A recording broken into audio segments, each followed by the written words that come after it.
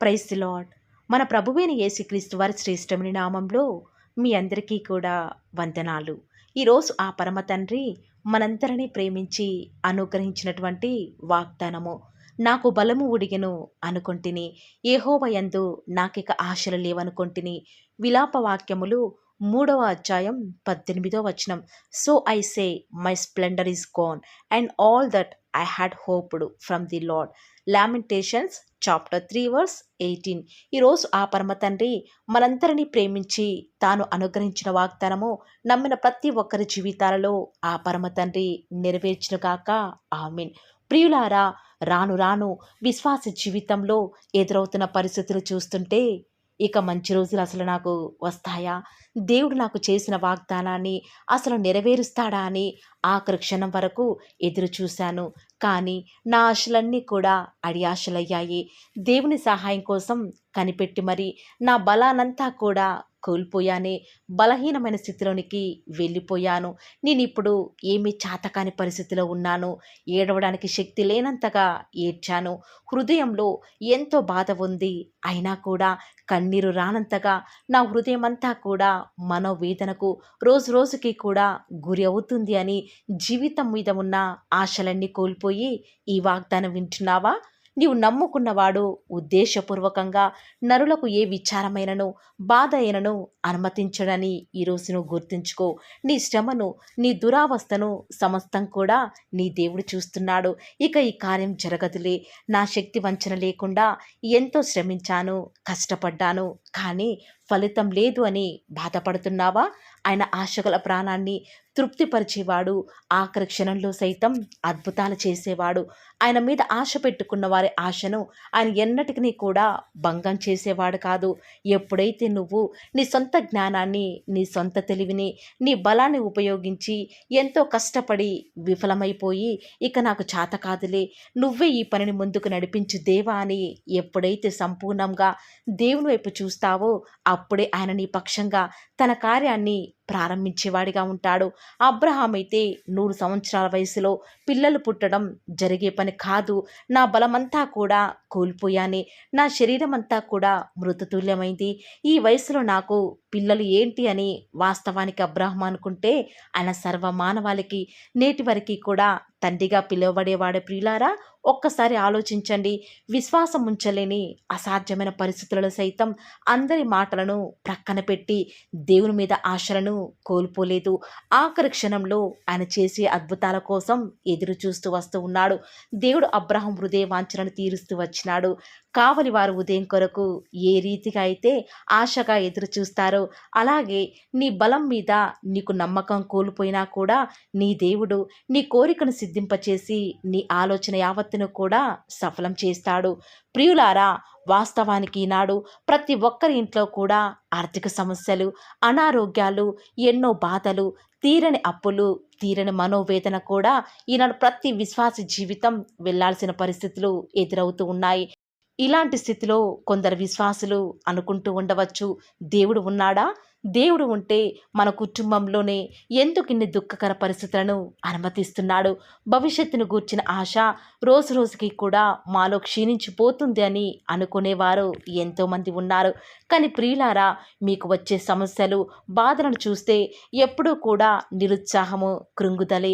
అదే దేవుని వైపు ఆయన బలాన్ని బట్టి మనం ఆయన శిలువ వైపు చూస్తే ఎంతో నెమ్మది, కోల్పోయిన ఆశలపై మరలా మనకు నమ్మకం ఏర్పడుతుంది. యెహోవా యందు ఆశ పెట్టుకునివాడు ధన్యుడు అని లేఖనాలు సెలవిచ్చిన రీతిగా ఆయన మీద ఆధారపడి పరిస్థితులన్నీ కూడా అనగారినా కూడా ఆయన వైపు చూస్తే నీకు మేలు కలుగుతుంది. ఈ లోకంలో ఎంతోమంది వారికి ఉన్న ధనాన్ని బట్టో, బలాన్ని బట్టో, వారికి ఉన్న టాలెంట్ను బట్టో దేవుని మీద ఆధారపడకుండా వారి సొంత ప్రయత్నాల చేత ఎంతో పోరాడుతారు. కానీ వారి జీవితంలో నిజమైన సంతోషం అనేదే ఉండదు ప్రియులారా. కానీ ఈ లోకంలో మనకి ఏమి ఉన్నా కూడా అవన్నీ కూడా ఏదో ఒక రోజు మనల్ని కూడా వదిలి వెళ్ళిపోతాయి. అదే యెహోవా మీద ఎవరైతే ఆశ పెట్టుకుంటారో ఆయన మనల్ని ఎంత మాత్రము కూడా విడిచిపెట్టేవాడు కాదండి. నిమిషం మాత్రం ఆయన మనల్ని విసర్జించినా కూడా గొప్ప వాత్సల్యం చేత ఆయన మరలా మనల్ని సమకూరుస్తాడు. ఈనాడు నీ బలాన్ని బట్టి చూస్తే నువ్వు ఏమీ కూడా చేతకాని వాడివిగా, సామర్థ్యం లేని వాడివిగా ఈ లోకంలో ఉంటావు. అదే ఒక్కసారి నువ్వు దేవుని బట్టి ఆలోచన చేస్తే, ఆయన బలాన్ని ఆశ్రయిస్తే, దేవుడు ఖచ్చితంగా ఆయన మీద ఆశ పెట్టుకున్న వారందరినీ కూడా ముందుకు తీసుకెళ్లేవాడిగా, వారి జీవితంలో అడ్డుగా, అడ్డంకులుగా ఉన్నటువంటి ప్రతి పరిస్థితిని కూడా సరళం చేసేవాడిగా ఉంటూ వస్తూ ఉన్నాడు. ప్రియులారా, ఆనాడు వాస్తవానికి యోసేపు ఆ గుంటలో పారవేయబడినప్పుడు తన పరిస్థితిని బట్టి చూస్తే ఆశలన్నీ వదులుకుంటే దేవుడు తనకి సహాయం చేసేవాడా?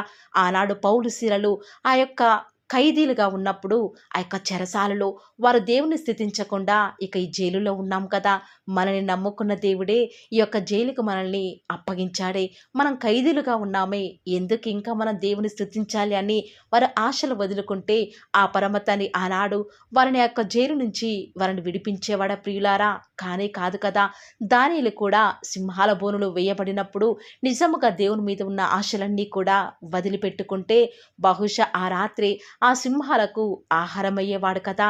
కానీ దానియేలు ఏమాత్రము కూడా దేవుని మీద ఆశలన్నీ కూడా విడిచిపెట్టలేదు కాబట్టే దేవుడు ఆనాడు ఆ యొక్క రాజ్యంలో దానియేలును ఒక ప్రత్యేకమైన స్థానంలో ఉంచాడంటే కేవలం ఆఖరి క్షణంలో కూడా నా దేవుడు అద్భుతాలు చేస్తాడు అని దేవుని మీద నిరీక్షణ ఉంచాడు కాబట్టే దానియేలు పక్షంగా కూడా దేవుడు ఎన్నో గొప్ప కార్యాలు జరిగిస్తూ వస్తూ ఉన్నాడు. ప్రియులారా, ఆనాడు భక్తులైన వారు వారి జీవితంలో బలం లేని పరిస్థితిలో బలమంతా కూడా ఉడిగిపోయినప్పటికీ కూడా యెహోవా యందు ఆశలిక పెట్టుకోవడం వ్యర్థమైన పరిస్థితుల్లో కూడా దేవుని మీద వారు ఉంచిన విశ్వాసాన్ని విడిచిపెట్టలేదు కాబట్టి దేవుడు వారిని ఎంత మాత్రము కూడా విడిచిపెట్టకుండా వారి జీవితంలో గొప్ప కార్యాలు జరిగిస్తూ వస్తూ ఉన్నాడు. ఈరోజు నిజముగా నువ్వు దేవుని మీద విశ్వాసం ఉంచితే నీ జీవితంలో దేవుని మీద ఎలాంటి స్థితిలో నిరీక్షణ ఉంచలేని పరిస్థితులలో కూడా ఆయన బలాన్ని ఆశ్రయిస్తూ నీ బలాన్ని బట్టి కాకుండా ఇంకా దేవుని మీద నువ్వు ఆశ పెట్టుకుంటే ఖచ్చితంగా నీ నిరీక్షణ చొప్పున ఆ పరమతని నీ జీవితంలో కూడా అద్భుతాలు చేయడానికి సిద్ధంగా ఉన్నాడు. ఈ మాటల మీద విశ్వాసం ఉంచిన వారు ఈ వాగ్దానం నమ్మిన ప్రతి ఒక్కరి జీవితాలలో నెరవేరులాగున ఏక మనసుతో ప్రార్థనలో ఏకీభవిద్దామా ప్రియులారా? ప్రార్థన. ప్రేమ నమ్మకం గల మా ప్రియ పరలోకమందున మా తండ్రి, జీవం కలిగిన దేవా, మీ బంగారు పాదములకు లెక్కలేని స్తుతులు స్తోత్రాలు చెల్లించుకుంటూ వస్తూ ఉన్నాను. దేవా, నిన్నటి దినమంతట్లో కూడా మేము చేసే ప్రతి పనిలో, మా ప్రతి ప్రయత్నంలో కూడా మీరు మాకు తోడుగా ఉండి, మా ప్రతి విషయంలో కూడా చాలని దేవుడవుగా, సరిపోయిన ప్రభుడవుగా నేటి వరకు కూడా మాకు మీరే ఉన్న విధానం బట్టి వందనాలు చెల్లించుకుంటూ వస్తూ ఉన్నాను. నిజముగా తండ్రి, మీరు మా ఇళ్ళ కలిగి ఉన్నటువంటి ఆ యొక్క అద్భుతమైనటువంటి ఊహలను బట్టి తండ్రి గొప్ప కార్యాలు మా పక్షముగా జరిగించాలని మరి కలిగి ఉన్నటువంటి తలంపును బట్టి మీకు వందనాలు చెల్లించుకుంటూ వస్తూ ఉన్నాను తండ్రి. ఈరోజు మీరు మమ్మల్ని ప్రేమించి మాకు అనుగ్రహించినటువంటి శ్రేష్టకరమైన వాగ్దానమును బట్టి వందనాలు చెల్లించుకుంటూ వస్తూ ఉన్నాను. నిజముగా తండ్రి, ఈనాడు మా జీవితంలో మా బలాన్ని బట్టి చూస్తే ఇది అసాధ్యమే అని అనుకుంటూ వస్తూ ఉన్నాం తండ్రి. కొన్నిసార్లు మీ మీద ఆశలు లేని వారిగా జీవిస్తూ వస్తూ ఉన్నాం తండ్రి. కానీ అసాధ్యాలను సైతం సుసాధ్యం చేయగల దేవుడు అని యెహోవా మీరు మా పక్షముగా ఉన్నారని ఎరిగి మా జీవితంలో మీకు మాత్రమే మేము చోటిస్తూ ప్రతి విషయంలో కూడా మీ మీదనే ఆధారపడుతూ ముందుకి వెళ్ళే భాగ్యాన్ని మాకు మీరే అనుగ్రహిస్తూ వస్తారని కూడా ప్రార్థిస్తూ వస్తూ ఉన్నాను. ప్రతి పరిస్థితులలో కూడా మీరే మాకు చాలని దేవుడవుగా, సహాయకుడవుగా, ఎబినేజర్గా మీరు మాకున్న విధానం బట్టి వందనాలు తండ్రి. కృంగి ఉన్న వేళలో, బలహీన పరిస్థితుల్లో ఇక ఇది జరగదులే అని ఆశలన్నీ కూడా వదిలివేసుకున్న సమయంలో మీరు మాకు తోడుగా ఉండి, మా పక్షముగా ఉండి, మా ప్రతి కార్యాన్ని అంతటినీ కూడా సఫలపరుస్తున్న మా తండ్రి, మీకే స్తుతులు స్తోత్రాలు చెల్లించుకుంటూ వస్తూ ఉన్నాను.